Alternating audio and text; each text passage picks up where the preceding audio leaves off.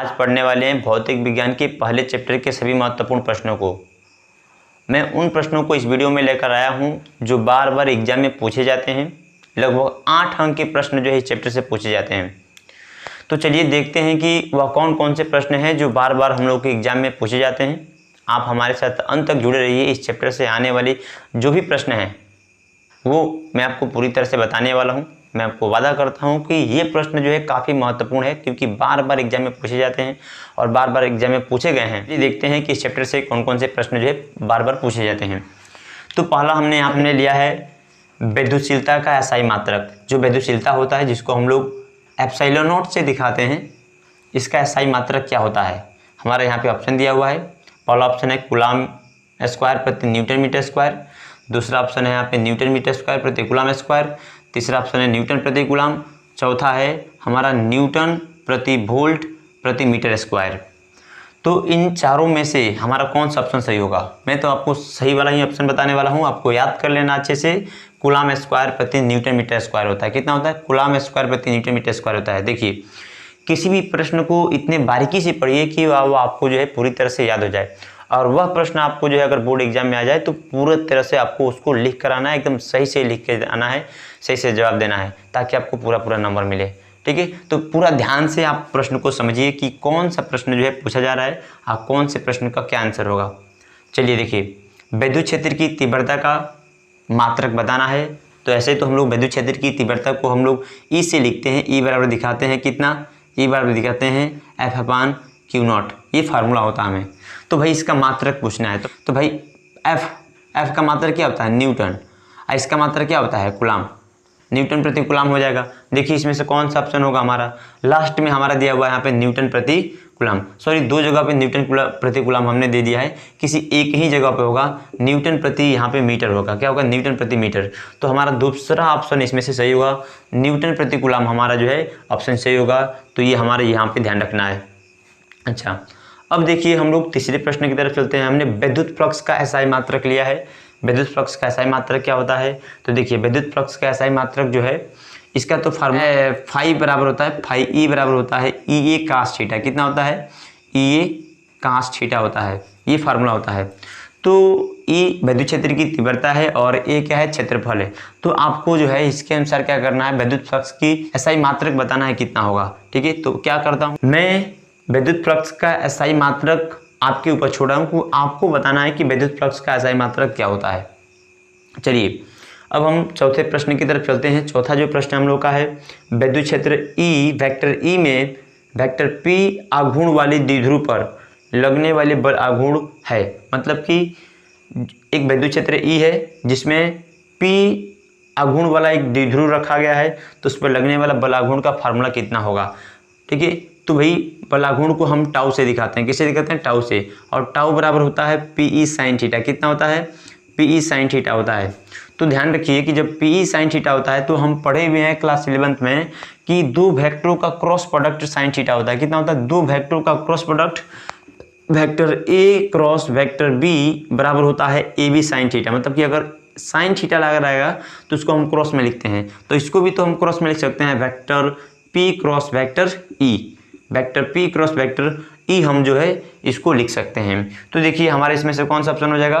तो हमारा इसमें से ऑप्शन हो जाएगा हमारा दूसरा नंबर ऑप्शन हो जाएगा। तो ये हमारा ऑप्शन नंबर 2 हमारा इसमें सही है। अब देखिए कौन सा प्रश्न है। खंड ब में हमने ले लिया है अति लघु उत्तरीय प्रश्न को। इसमें जो प्रश्न है कर कि इलेक्ट्रॉन वोल्ट की परिभाषा दीजिए। इलेक्ट्रॉन वोल्ट की परिभाषा बताना है। इसका संख्यात्मक मान जूल में व्यक्त कीजिए। बहुत महत्वपूर्ण प्रश्न है, बार बार एग्जाम में पूछे जाने वाला प्रश्न है, ये हमें ध्यान रखना है। तो ये प्रश्न आपको जो है अच्छे से पढ़ लेना है। अगर आपको याद नहीं होगा या आपको पता नहीं होगा तो आप कमेंट बॉक्स में बताएंगे, मैं इसका भी जो है आपको आंसर बताऊंगा। ठीक है, यहाँ पे देखिए अब हम दूसरे प्रश्न की तरफ चलते हैं। दूसरा प्रश्न हमारा यहाँ पे, एक समान विद्युत क्षेत्र E बराबर है 2I cap plus 3J cap minus 4K cap volt प्रति मीटर में। मतलब कि E का मान हमारा इतना दे दिया है, में एक पृष्ठ के क्षेत्रफल करके एक पृष्ठ का क्षेत्रफल है जिसको वेक्टर ए से दिखाया गया और ए बराबर कितना है? 8J कैप मीटर स्क्वायर से गुजरने वाला विद्युत फ्लक्स कितना है? विद्युत फ्लक्स की गणना कीजिए। हमें क्या करना है, गुजरने वाला विद्युत फ्लक्स की गणना करना है। मतलब कि विद्युत फ्लक्स को किसे दिखाते हैं, फाई से दिखाते हैं। और फाई ई बराबर कितना होता है, ई ए कास थीटा होता है। कितना होता है बाबू, ई ए कास थीटा होता है, ई ए कास थीटा। याद रहे कि जब दो राशियों के साथ कॉस थीटा लगा रहता है तो उन सबका डॉट प्रोडक्ट, क्या डॉट प्रोडक्ट जो है कॉस थीटा के बराबर हो जाता है। तो हो जाएगा हमारे यहाँ पे vector E cross vector A, vector E cross vector A हो जाएगा। वेक्टर ई का मान कितना है रखेंगे यहाँ पे, वेक्टर ए का मान कितना है रखेंगे यहाँ पे, और दोनों में क्या करेंगे, गुणा करेंगे। याद रखिएगा कि जब आप इन दोनों में जब गुणा करेंगे आप रख करके 2i cap plus 3j cap minus में 4k कैप क्या करेंगे, इनटू में आप जो है 8j कैप करेंगे। ठीक है, तो जब आप इसमें गुणा करेंगे तो जब i में और j में गुणा करेंगे तो मान लीजिए 8 दूना 16 हो जाएगा। और i में और जब j में गुणा करेंगे तो i और j जो होता है, i जानते हैं किधर होता है, i x अक्ष की तरफ होता है, j y अक्ष की तरफ होता है और k जो है z अक्ष की तरफ होता है। ये क्या होते हैं, ये तीनों परस्पर जो है एक दूसरे के लंबवत होते हैं, 90 डिग्री पे होते हैं। तो जब हम इन दोनों में गुणा करेंगे, j को हम i से गुणा करेंगे तो ये परस्पर लंबवत होने की वजह से इन दोनों का जो गुणनफल होता है वह शून्य होता है। कितना होता है, शून्य होता है। इसलिए हम i j और i में जब गुणा करेंगे तो इन दोनों का क्या हो जाएगा, 0 हो जाएगा, शून्य हो जाएगा।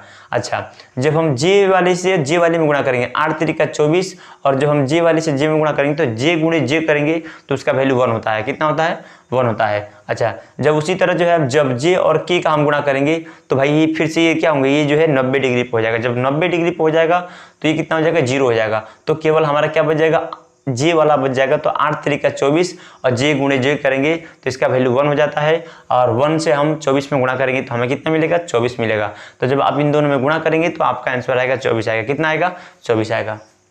ठीक है, तो हमने इसका भी जो है आपको ऐसे ही सॉल्व हो, इसका हमने कर दिया आपको। ठीक है, अच्छा तीसरा प्रश्न देखते हैं। तीसरा प्रश्न क्या कर रहा है कि दो बड़ी पतली धातु की प्लेटें करके, दो बड़ी पतली धातु की प्लेटें एक दूसरे के बहुत निकट और समांतर हैं करके, दो धातु की प्लेटें हैं। ध्यान रखना है कि दो धातु की प्लेटें हैं, धातु की दो प्लेटें हैं, काफ़ी एक दूसरे के निकट रखी गई हैं। ठीक है, और समांतर रखी गई, मतलब कि आमने सामने रखी गई हैं। प्लेटों पर विपरीत प्रकार के आवेश करके, विपरीत प्रकार के आवेश का मतलब क्या, इस पे प्लस तरह का है, इस पे माइनस तरह का है।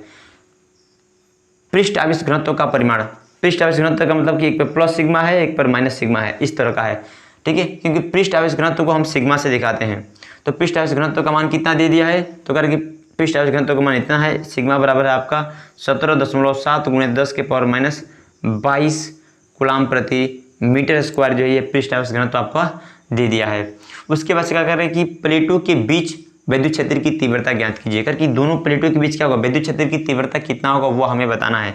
तो एक फार्मूला इसके लिए जो है खासकर होता है, याद रखिए कि जब दो प्लेट ऐसे दिए रहेंगे और दोनों पर विपरीत प्रकार का जो है पृष्ठीय आवेश घनत्व होगा, एक पर प्लस तरह का होगा, एक पर माइनस तरह का होगा, तो इन दोनों के बीच जो विद्युत क्षेत्र की जो तीव्रता होता है उसका फार्मूला होता है E बराबर सिग्मा अपन एप्सिलॉन नॉट। कितना होता है, E बराबर सिग्मा अपन एप्सिलॉन नॉट।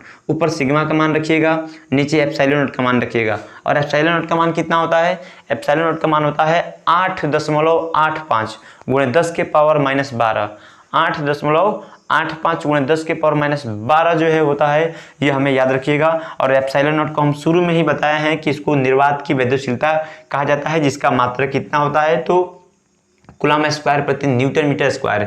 जो भी प्रश्न पीछे का आप देखे हुए हैं उसको दिमाग में पूरी तरह से सेट रखिएगा और वो एग्जाम तक सेट रखिएगा। इसको अच्छे से जो है कॉपी में नोट कर लीजिएगा ये सभी प्रश्न, क्योंकि यही प्रश्न जो हैं जो आपको जो है अच्छे नंबर ला सकते हैं आप एग्जाम में, इस प्रश्नों के माध्यम से अगर आप तैयार करते हैं। और मैं आपको वादा करता हूँ कि अगर ये प्रश्न तैयार कर लेते हैं तो आपको जो है इस चैप्टर से कोई प्रॉब्लम नहीं होगा। ठीक है, ये इतने ही महत्वपूर्ण प्रश्न हैं, बहुत महत्वपूर्ण प्रश्न हैं।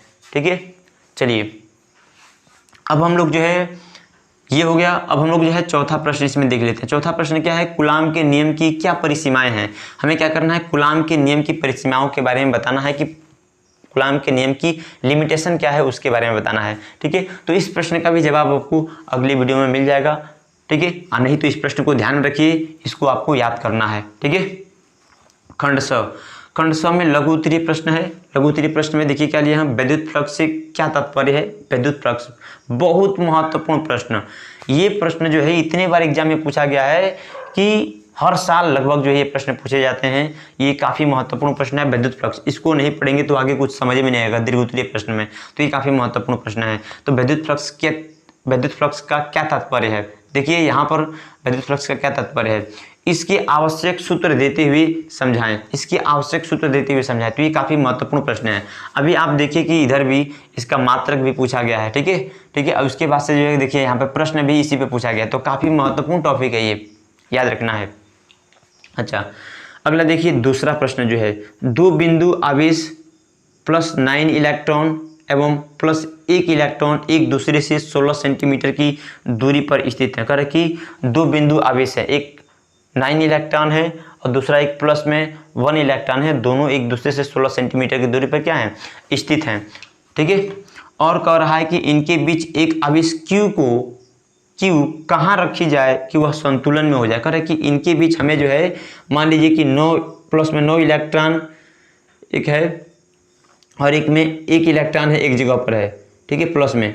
तो भाई कह रहे कि इनके बीच जो है जो दूरी है वो 16 सेंटीमीटर का है। कह रहे कि इनके बीच हम कहाँ Q आवेश को रखे, एक Q आवेश है उसको कहाँ रखे, हमको पता नहीं कि कहाँ रखना है, ठीक है। तो कह रहे कि कहाँ रखे, उस दूरी को बताना है कि कहाँ रखे कि ये जो है संतुलन की अवस्था में हो जाए। तो संतुलन की अवस्था में प्राप्त करने के लिए हम उसके लिए नियम लगाएंगे, फार्मूला लगाएंगे और उसको सॉल्व करेंगे। तो ये भी काफ़ी महत्वपूर्ण प्रश्न है और भी दूसरे तरीके से भी इस पे प्रश्न पूछे जाते हैं। तो मैं इसका और इसका और एक ये जो दिया है इसका, इन तीनों का जो है डिफिनेशन जो है मैं आपको अगले वीडियो में बताने वाला हूँ, क्योंकि ये वीडियो काफ़ी लंबी हो सकती है। तो ये बात ध्यान रखना, क्योंकि अभी हमें दीर्घोत्तरीय भी प्रश्न पढ़ना है और दीर्घोत्तरीय प्रश्न ही तो तहलका मचाते हैं, वही तो महत्वपूर्ण प्रश्न होते हैं जो एग्जाम में आपको 5 अंक दिलाएंगे। अगर एक दीर्घोत्तरीय प्रश्न अगर आप तैयार कर लेते हैं तो आपका 5 नंबर तैयार होगा। और इन सभी प्रश्नों को अच्छे से देख लीजिए, कितने महत्वपूर्ण प्रश्न हैं। अगला नंबर देखिए, कूलाम का नियम। देखिए सोचिए, कूलाम का विद्युत बल संबंधी नियम लिखिए। प्रश्न है आपका कूलाम का विद्युत बल संबंधी नियम लिखिए। इस तरह प्रश्न पूछ देता है, या कूलाम नियम क्या होता है ये पूछ देता है। तो कूलाम नियम तो बहुत ही महत्वपूर्ण है, क्योंकि कूलाम का नियम है और ये दो आवेशों के बीच लगने वाला विद्युत बल के लिए एक नियम होता है। तो ये काफ़ी महत्वपूर्ण और बहुत बार पूछे जाने वाला प्रश्न है और इस पर बहुत ज़्यादा न्यूमेरिकल भी आते हैं। तो अब चलिए हम लोग इस चैप्टर से दीर्घवृत्तीय प्रश्नों को आइए अब हम लोग दीर्घवृत्तीय प्रश्नों को देख लेते हैं। हमने 5 जो है दीर्घवृत्तीय प्रश्नों को लिया है यहाँ पे। पहला जो दीर्घवृत्तीय प्रश्न है यहाँ पे है, वैद्युत द्विध्रुव तथा वैद्युत द्विध्रुव आघूर्ण से आप क्या समझते हैं। देखिए इसी में कह रहा है कि वैद्युत द्विध्रुव से आप क्या समझते हैं और पूछा है कि वैद्युत द्विध्रुव आघूर्ण से आप क्या समझते हैं, ठीक है। इसकी परिभाषा बताना है और साथ में एक समान तीव्रता वाले विद्युत क्षेत्र में वैद्युत द्विध्रुव पर लगने वाले बल युग्म के आघूर्ण का सूत्र बताना है।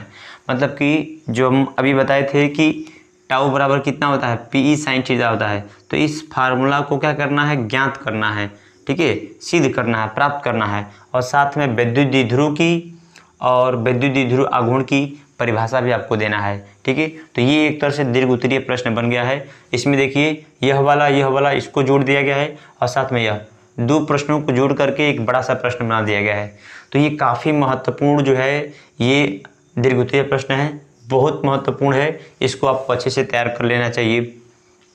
अच्छा, इसमें विद्युत द्विध्रुव की जो परिभाषा है वो याद होना चाहिए, ताकि विद्युत द्विध्रुव के आधार पर ही ये सब जो है आपको बनेंगे। तो चलिए देखिए, जो दूसरा प्रश्न है, दूसरा प्रश्न यहाँ पर है हमारा क्या है, तो किसी विद्युत द्विध्रुव के अक्ष या निरक्ष पर विद्युत क्षेत्र की तीव्रता का सूत्र प्राप्त कीजिए। कह रहा है कि मान लीजिए कि एक विद्युत द्विध्रुव है, उस विद्युत द्विध्रुव के क्या करना है, अक्ष पर निकालना है विद्युत क्षेत्र की तीव्रता या निरक्ष पर निकालना है। कोई इसमें से एक ही आएगा, या तो अक्ष वाला आ जाएगा या तो निरक्ष वाला आ जाएगा। आपको दोनों तैयार करना है, क्योंकि ये दोनों एक ही जैसा है। एक अगर बना लेंगे तो दूसरा आसानी से बन जाएगा, क्योंकि सब कार्यक्रम वही करना है, थोड़ा सा डिफरेंस इन दोनों में है।